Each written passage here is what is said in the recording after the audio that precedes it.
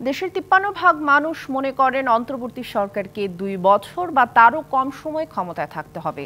বাকি ৪৭% ধারণা এই সময় হওয়া উচিত ৩ বছর বা তার চেয়ে বেশি। South Asian Institute of Policy and Governance SIPGর জরিপে এই তথ্য উঠে এসেছে।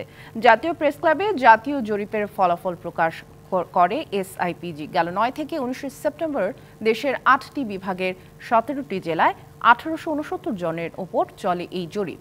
এটি গণঅভ্যুত্থান পরবর্তী প্রথম সরাসরি পরিচালিত কোনো জাতীয় প্রতিনিধিত্বমূলক জরিপ। উত্তরদাতাদের ৬৩% মধ্যবয়সী, যাদের বয়স ২৮ থেকে ৫০ বছর, ২২% বয়স ১৮ থেকে ২৭ বছর এবং ১৪% ৫০ বছরের উপরে।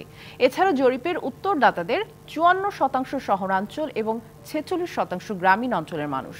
গবেষণায় রাজনৈতিক সংস্কারের বিষয়ে উত্তরদাতাদের ৯৬% প্রধানমন্ত্রীর মেয়াদ সীমিত করাকে সমর্থন করেছে। ৪৬% বিশ্বাস করে যে উল্লেখযোগ্য সাংবিধানিক পরিবর্তন প্রয়োজন, আর ১৬% মানুষ সম্পূর্ণ নতুন সংবিধানের পক্ষে তাদের মত দিয়েছেন।